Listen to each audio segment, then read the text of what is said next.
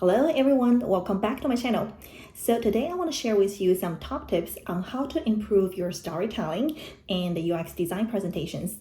Quick reminder before I jump in, I share everything about UX from portfolio reviews, design quiz to interview tips on my YouTube channel. If you're interested in this type of content, please feel free to hit the subscribe so you won't miss any of my future content.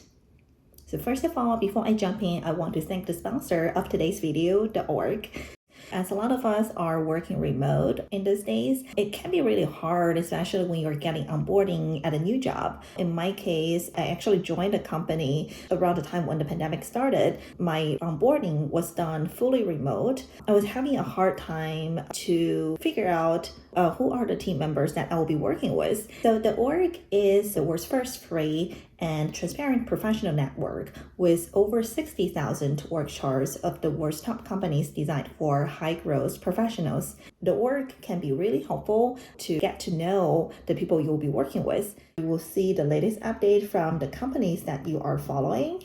I can search a specific company here, and it will show me the org chart. You can navigate around to start understand about what are the teams that you might be collaborating with. So another section here called Iterate, you can tap here to expand.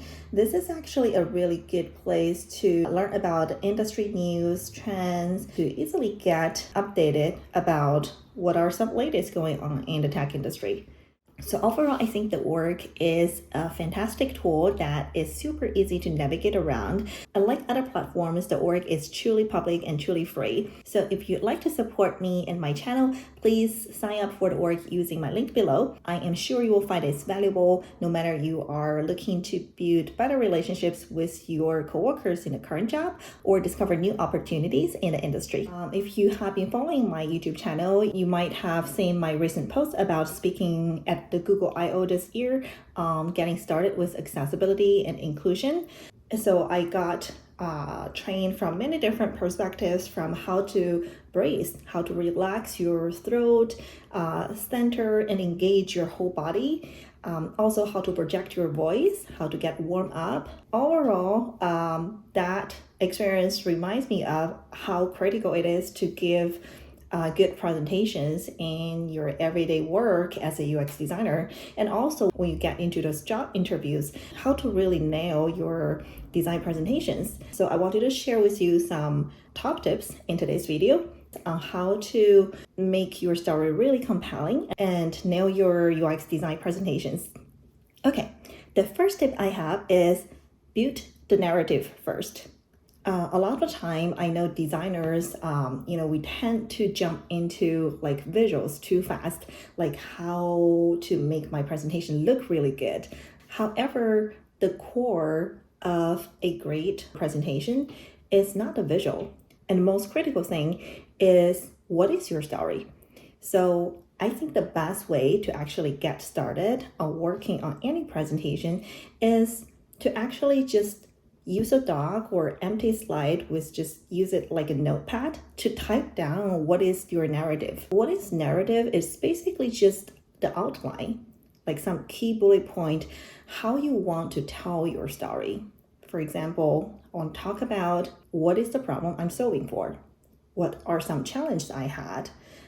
What I did in solving those challenges, and perhaps ending by like an outcome or impact. This is purely just an example, but the point is, forget about the visual or artifacts. Focus your attention first on the narrative. What is your story? And put that structure together. That is the very first step you should take when you work on any presentations. So my second tip for you is to highlight the challenge and how you overcome it. It's quite often that people are just talking about the process. For example, this is the project, this is how I started. I conducted research with how many numbers of candidates, and I got those insights. Then I started working on the wireframe journey. There are some low-fis and high-fis. I think everybody can own their story, so not to critique like the linear process itself, but my point is, when you are giving a presentation, it is not a instruction, like how to assemble a furniture. Step number 1, do this. Step number 2, do that. It is really about a storytelling and the whole experience you're creating in front of your audience. So whatever story you have, think about how you build the up and downs in your story. Talk about not only the steps that you took, and introduce some highlights, some lowlights, what might be something like conflicts or drama into the story. For example, you have already worked on a project for 3 months and something changed in the middle of the process that you have to rethink about everything and how you solve that challenge. What are or some struggles that you had? Introduce those moments can really help you build your story. Think about, okay, what might be some movie that you really like, and why you liked it so much. What makes you feel like, oh, I can't stop watching it. And doing a great presentation is somewhat like that. It is about how to make it a compelling story so that you can achieve the goal that you have for this presentation. Okay, the next tip I have for you is work on the beginning and the ending. These two parts are really critical, and I often run into the case like when a design candidate present their portfolio presentation at interview, the final round usually, they often rush into the projects, started talking about, okay, project number 1 and 2 and 3. However, I think it's really critical to set the stage to help your audience engaged in the content that you're going to share. How to raise the interest and build some emotional connections at the beginning. You can consider illustrating like a scenario to add some human or emotional touch to it, how the concept might affect people in a real world. While I was working on my I/O talk, getting started with accessibility and product inclusion, one of the, I think, best suggestion I received from the coach is how to make the beginning of your story that people can feel really resonated with. So what I did is, instead of jumping right into the topic, think about, okay, what are some moments people might all have struggled in their real life that caused by accessibility or inclusion issues.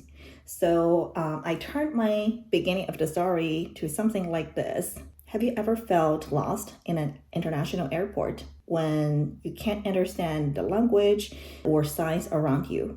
Have you ever struggled shopping online or in a physical store that you can't find anything that match your style?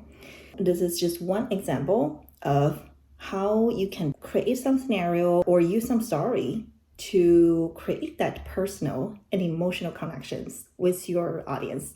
The second part is the ending. We often talk about communicate the impact or outcome is critical when you're doing like a portfolio presentation. Okay, you have some data and successful matrix. It might still feel missing something if you just end your story like that. Because at the end of the day, the company is trying to find someone, the best candidate, to join their team and to work together potentially. If you're getting to the final round of the interview, chances are they're already happy with your hard skills.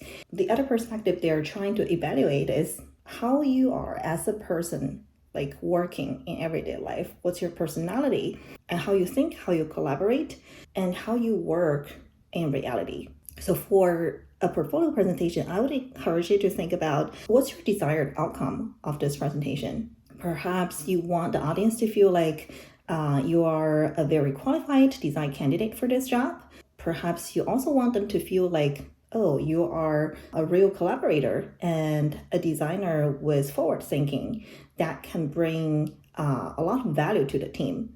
And how to do that? Perhaps one way is to introduce some afterthoughts. For example, share a little bit about how you felt about working on this project. What might be some challenge that you felt really struggled with? And if you get to work on it in future, what might be some things you want to change? So those are just a few points to hopefully help steer your thoughts. The point is work on the beginning and the ending. Really think about what is the desired outcome or the key takeaways you want to leave for your audience.